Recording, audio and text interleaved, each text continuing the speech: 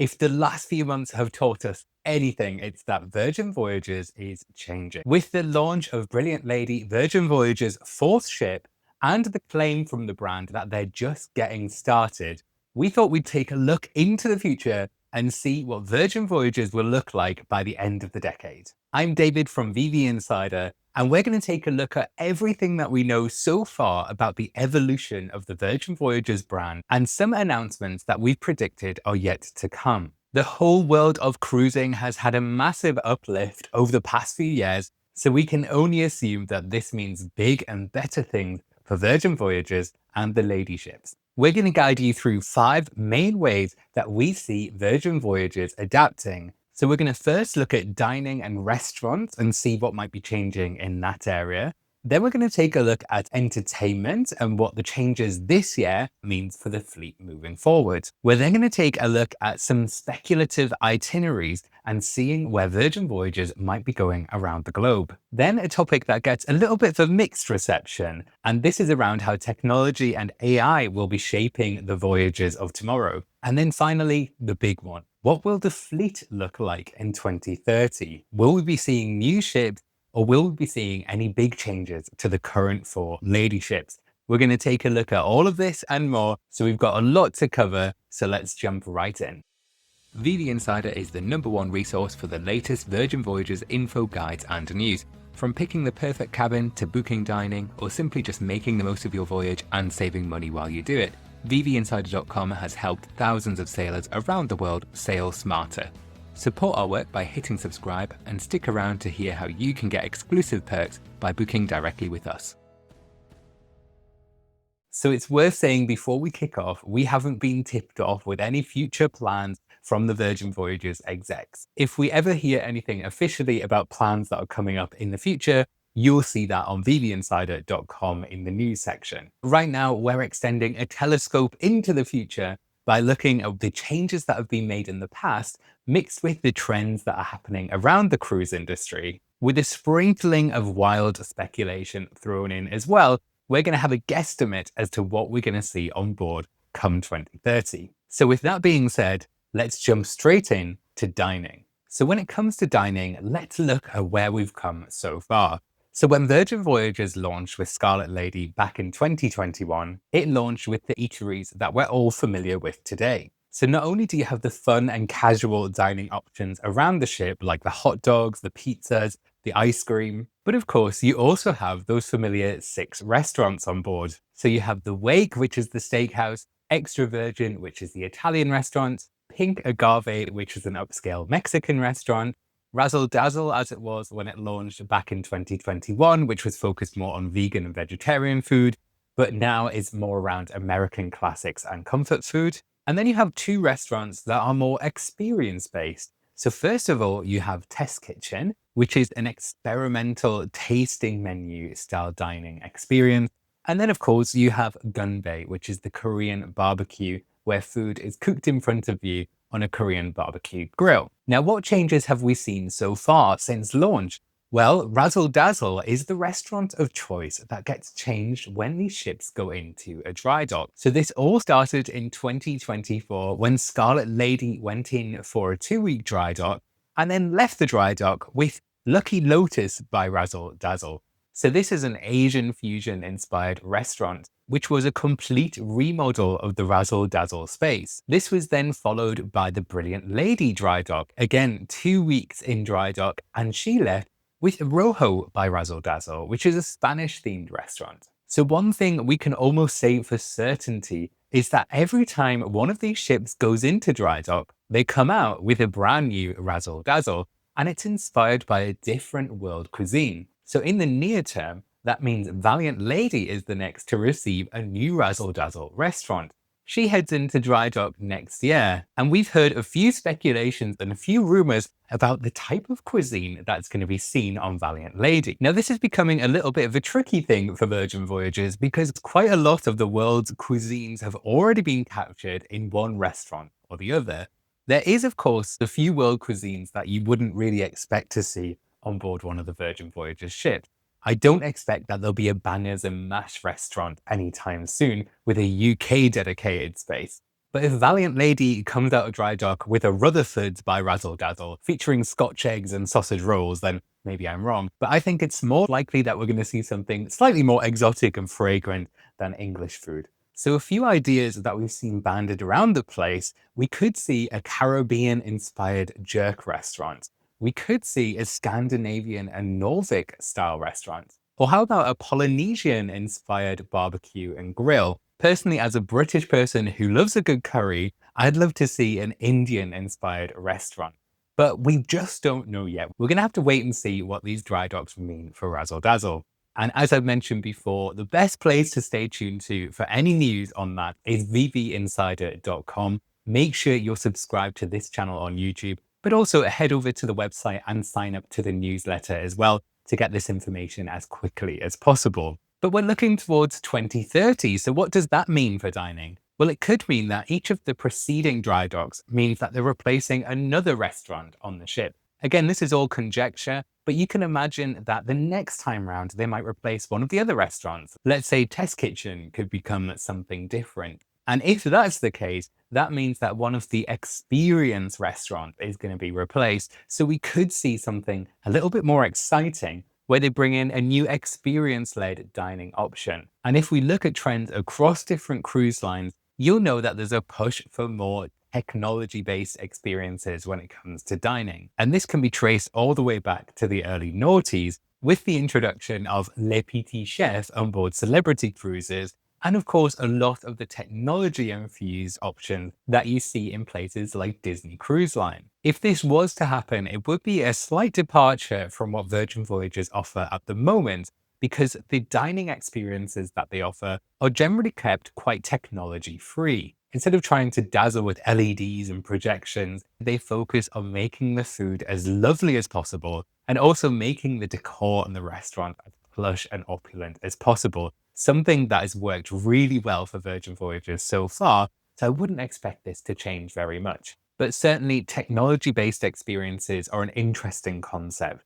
What would you think if Virgin Voyages was to introduce a technology-led experience in the dining area? Let us know in the comments. Have you done anything like this on celebrity cruise lines, for example, before? Is it something that you'd like to see Virgin Voyages adopt in the future? One thing we would like to say with confidence, fingers crossed, is that each of the dining experiences will remain included as part of the voyage fare. We've of course seen some voyage fare shakeups this year, but something that the Virgin Voyages execs seem committed to is to make sure that everything on board remains included and there aren't going to be any restaurants that you need to pay an additional fee to go. And our hope is that they're going to steer clear of having a restaurant where you need to pay to make a reservation for it. That being said though, one thing I will mention when it comes to dining is that there is the introduction on board 2 vessels now of dinner shows that you have to pay for. So this started on Resilient Lady with Another Rose and then moved across to Brilliant Lady with Up with a Twist.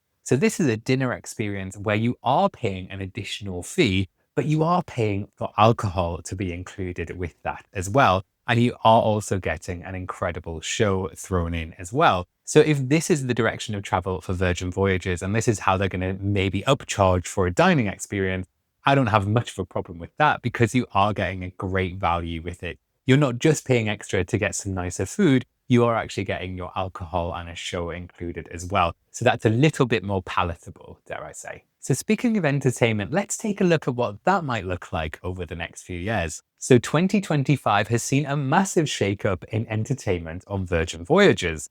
And this really kicked off with the introduction of Brilliant Lady. And she launched with brand new shows and entertainment. And if you've missed any of the coverage on Brilliant Lady's entertainment and shows, where on earth have you been? VV Insider have covered all of the brand new entertainment on Brilliant Lady, both here on our YouTube channel, but also over on vvinsider.com. We have an entire event section where you can read about all of the events on Brilliant Lady, but also all of the events across the fleet.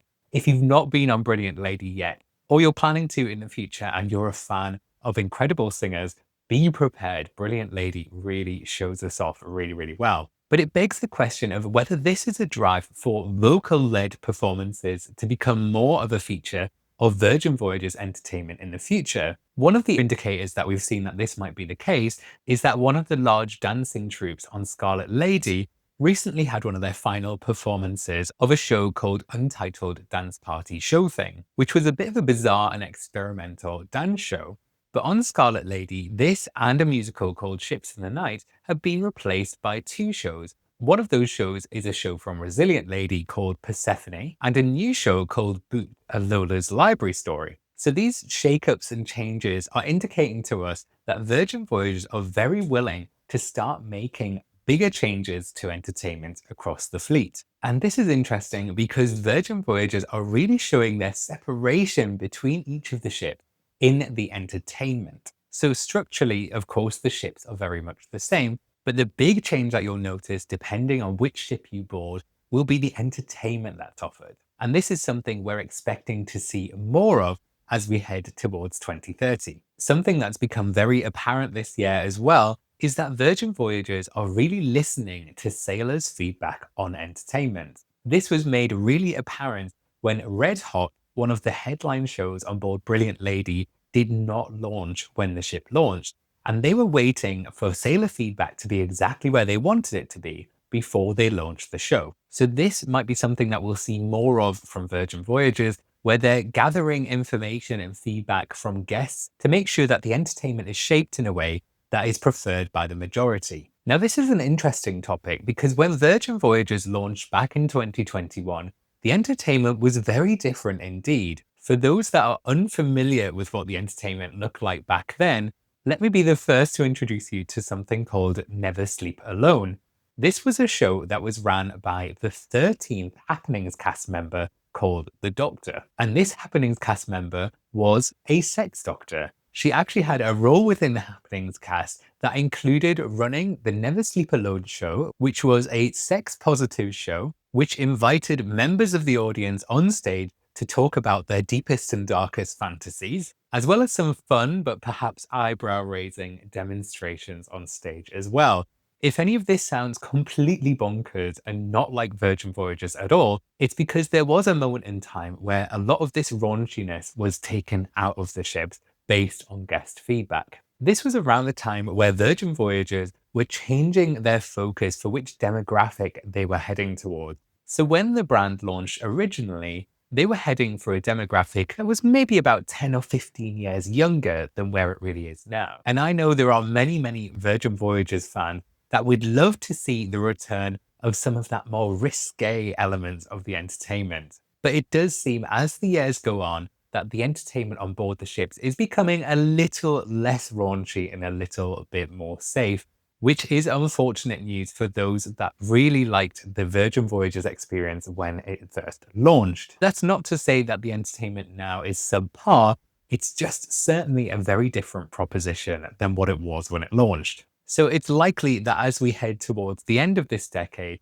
that the entertainment on board will maybe follow more of the same theme as we've seen this year, where the shows are maybe a little bit more traditional. And I'm not saying that that's a terrible thing, I'm just saying it is sometimes nice to see something a little bit different and also be challenged a little bit as well. So fingers crossed in the future that we will see some of that old flair of the Virgin Voyages brand come back to play when it comes to entertainment. So let's talk now about itineraries and destinations. Where is Virgin Voyages heading? Well, again, let's take a quick look back at where we've been so far. So back in 2021, Scarlet Lady and Valiant Lady launched out of Portsmouth, UK, and went nowhere. Because, of course, this was COVID times, it was only permitted for Virgin Voyages to set sail into the English Channel and back again. Well, I'm glad to say in the preceding years, they ventured a little bit further, and the two ships made their way to the Miami to explore Caribbean itineraries, and then of course made their way back to do Mediterranean itineraries as well. It wasn't until the launch of Resilient Lady in 2023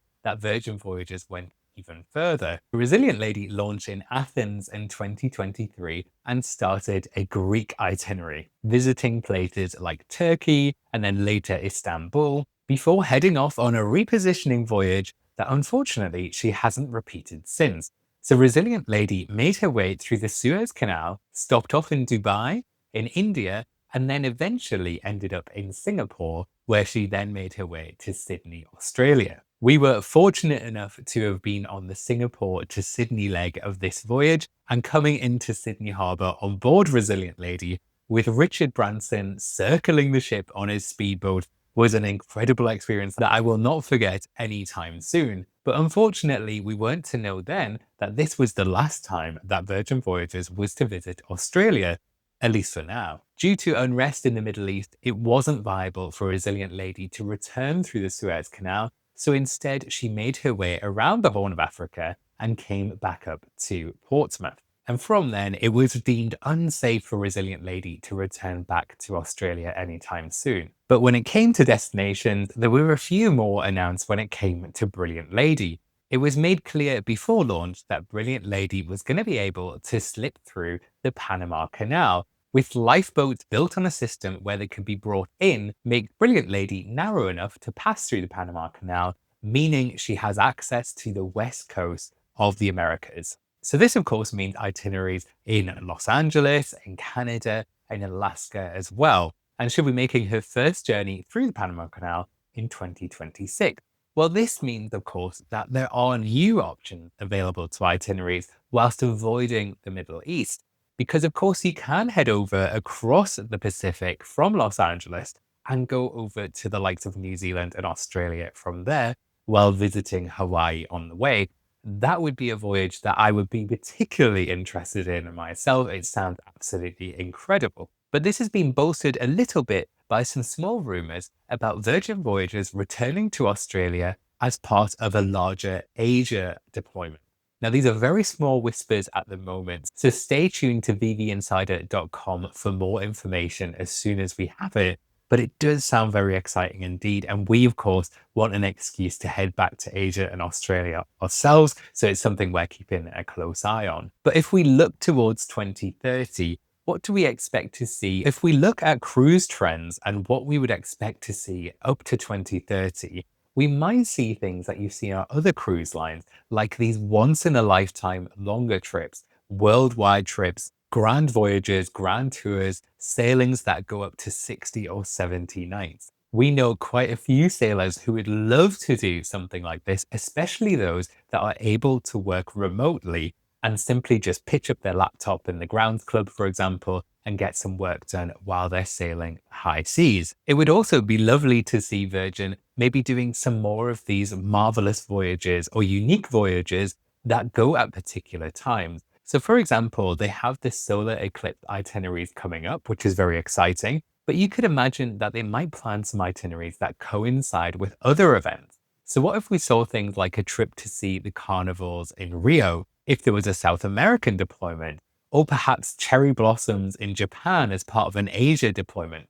These would be really unique itineraries and real bucket list style stuff for those sailors that have seen and done it all already. Something also worth remembering is that Virgin Voyages are very keen to do things like overnights. So for example, overnights in Mykonos, overnights in Ibiza, we might see that extended out to more ports around the world. So let me know in the comments which ports you would absolutely love to do an overnight in to get a taste of the nightlife, and then maybe head back to the ship in the early hours. Also, let's not forget the beach club at Bimini.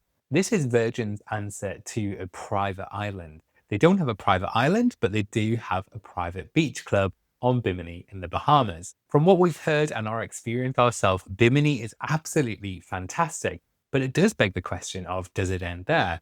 Are there going to be more on-land exclusive experiences for Virgin Voyages sailors? So could we perhaps see the extension of a Bahamas destination, maybe a private island just like other cruise lines have, or maybe just an expansion to the offerings that Bimini have themselves? But something that's also quite interesting is that Royal Caribbean have actually launched a beach club experience in Santorini. And as we know, Virgin Voyages for half of the year have a big exposure to the Mediterranean market. So perhaps something like a private beach club in the Mediterranean might be nice to see as well. And of course, selfishly, we only live a couple of hours away flight from Barcelona, so it would be lovely to see a Virgin Voyages exclusive experience in the Mediterranean. Are there any destinations or experiences you would like to experience through Virgin Voyages? Let me know in the comments if there's anything that really grabs your attention. Now, moving on to a slightly more controversial topic, By the time we get to 2030, the world will look very different when it comes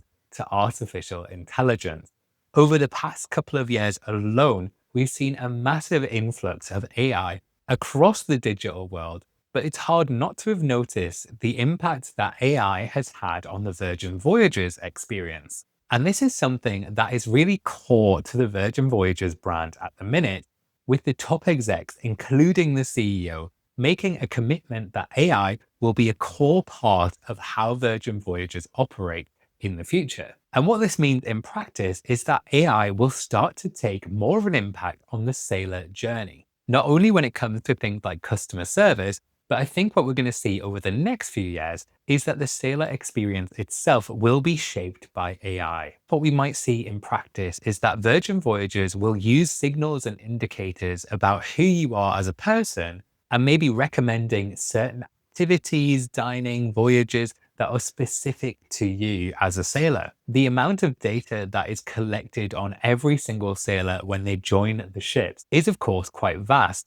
From the types of drinks that you order, the venues that you like to hang around in, the excursions that you like to book, if you get off the ship or not, everything is tracked on your band. So it's not beyond the realms of possibility that this data could all be used to help shape your experience in the future and perhaps offer different experiences depending on the type of sailor that you are. It might also be interesting to know what else they want to use the wearable for. So right now, you use it for entering your room, you use it for paying for drinks, and you use it for getting on and off the ship. But the technology, of course, is very, very capable, and this could start extending to other technological experiences around the ship. When it comes to technology and AI, something that you might have noticed already is that AI is starting to enter the world of entertainment. So much of the brand new entertainment that you'll see on board the ships at the moment feature AI artwork heavily.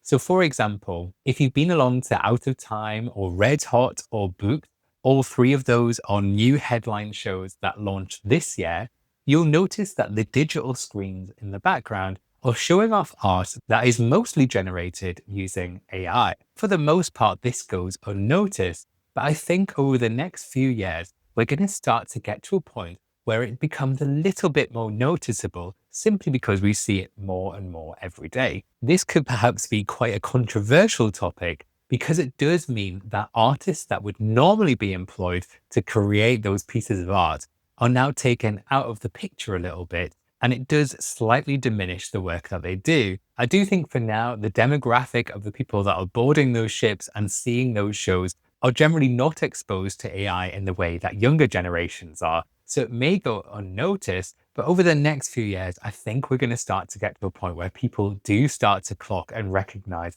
these AI artworks for what they are. So that'll be something really interesting to keep an eye on over the next few years and see how sailors and the community respond to such things. Have you been along to one of these shows already and seen this type of artwork?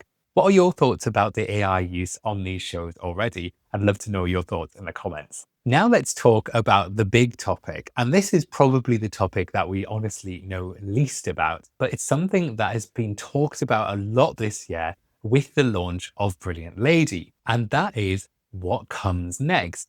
Brilliant Lady, of course, is the fourth and final ship of the original order of 4 ships that Virgin Voyages made when they first launched. Virgin Voyages leadership have confirmed that Brilliant Lady is the final of this class of ship, but have strongly hinted more vessels coming in the future. So how will the fleet look as we head towards 2030? Well, I think it's safe to say that Virgin Voyages have proven the concept works.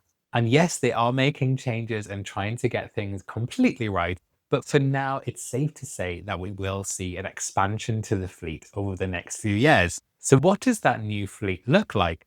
Well, Virgin Voyages leadership have made it very clear that they do not want a mega ship on their hands. So over the past few years, we've seen a huge number of mega ships launching from brands like Royal Caribbean and MSC, where these are huge ships that accommodate 6,000 passengers or more. And it's very clear that Virgin Voyages do not want to head down that route. They want to stay committed to being an almost boutique alternative to these huge mega ships. The size of the ships at the moment means that you can have a variety of dining and entertainment, but it also still feels quite intimate without feeling too crowded. It certainly feels like the sweet spot, and I would expect that any new ships that are ordered from Virgin Voyages will be around the same size. When it comes to what we'll see on board these new ships, let's think about what's gone before. So one of the big comments that we hear about Virgin Voyages ships all the time, and the Virgin Voyages executives are fully aware of this feedback, is that the pool is absolutely tiny. And it is true, the pool is not very large at all. And it's one of the bits of feedback we hear the loudest. We would expect any new class of ship will feature a much larger pool and perhaps multiple pools. When it comes to outdoor gimmicks, it'll be interesting to see if there's anything like that. There is, of course, already a tiny gimmick or two on board the Virgin Voyages ships. So there is the net at the back of the ship, which is kind of useless, but it is kind of fun at the same time. And there are also the adult playground equipment, including the swings and seesaw as well. Now, would we expect that to be expanded out on a new class of ship where you have something like huge slides or a death-defying plunge or something like that? Well, something tells me I would doubt it if it's something that's going to be an upcharge. It just doesn't seem very Virgin Voyages inspired to be providing some gimmick that you have to pay extra for just to try out. What I think we might see instead is something that makes the weather a little bit more palatable. One thing on the existing class of ships that is very apparent if you've ever done any of the colder weather itineraries is that there is nothing to do outside when the weather is poor. So for example, when we were heading towards Iceland earlier this year, the weather was very inclement one of the sea days, and we were all stuck inside all day. So it would be nice to see on this new class of ship some solarium or some outdoor area where you can see what's going on outside and you can feel like you're outside, but you are protected against the elements in a way. And I think that's going to become especially important when we look at the expansion of the itineraries across the globe. It'll be nice to see these Virgin Voyages ships be a little bit more weather ready. When it comes to dining and restaurants, I think what we might see is the return of some old favorites. I think, for example, the wake is such a signature experience on board the Virgin Voyages ships and consistently gets fantastic reviews that we might see the wake being transferred onto this new class of ships as well.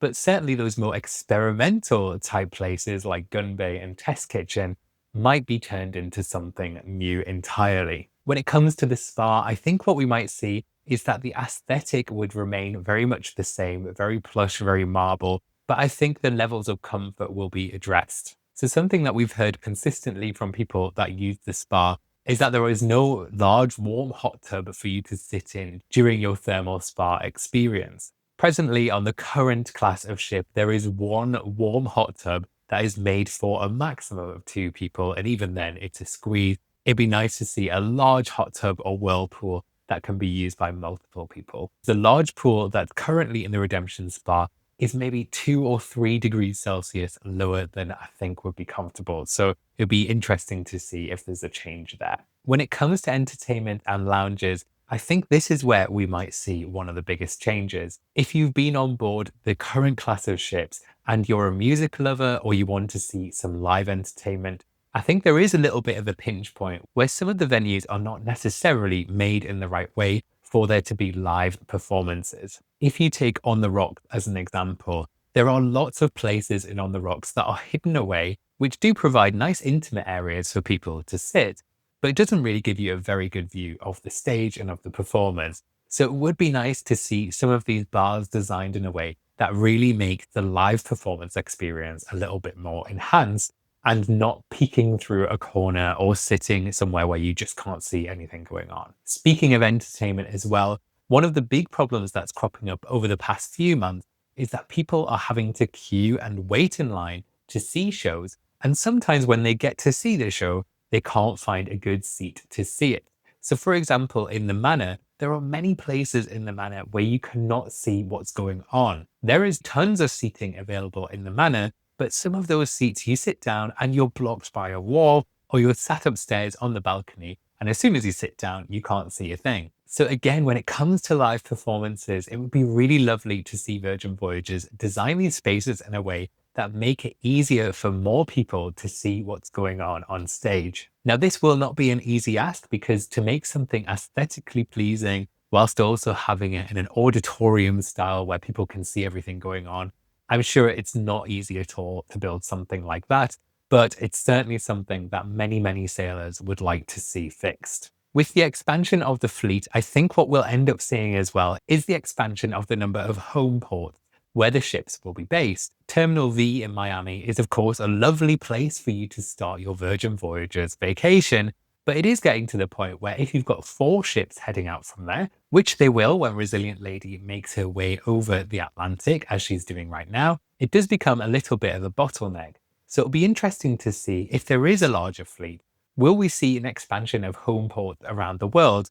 Maybe there'll be a Virgin Voyages specific terminal somewhere else in the world rather than just Miami. Something that is very clear from Virgin Voyages is that they will always try and build these new vessels in the most sustainable and innovative way possible. Virgin Voyages have always been very in tune with the ecological impact of their ships, and there's nothing really that's going to make cruise ships hugely eco-friendly. But whatever we see in the new fleet, I'm sure we'll see some efforts to make sure that the ecological impact is minimized as much as possible. So Virgin Voyages have doubtless learned so much over the past 4 years since they launched back in Portsmouth in 2021, and they're building on that experience now to deliver new dining, new entertainment, and eventually new ships as well. So I'd love to hear from you. What do you think might be in store for Virgin Voyages as we head towards the end of the decade? What surprises do you think the next 4 years have in store? And crucially, what do you want to see on board Virgin Voyages?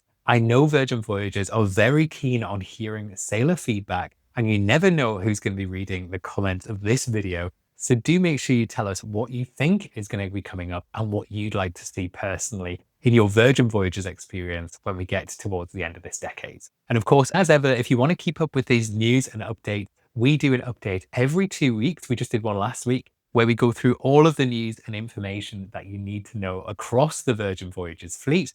But the best place to see the news firsthand is vvinsider.com. We have a news section and we release news basically every single day about the changes and information on Virgin Voyages as and when they happen. And if you'd like to support the work that we do here in getting this information across to sailors around the world, the best way to do that is to book your next Virgin Voyage with us at vvinsider.com. And if you do, it doesn't cost you any more, but you'll get ad-free access to all of the information that we have on our website. We'll also give you some exclusive perks that we'll tell you about when you head to our booking page. And you'll also collect a loyalty bonus that you can spend on onboard credit as well. There is nowhere else better to book your next Virgin Voyage than vvinsider.com, and we'd love to help you get that booking in there. But that's everything for now. We're looking very positively towards the future here at VV Insider. So thank you so much for coming along with us. And until next time,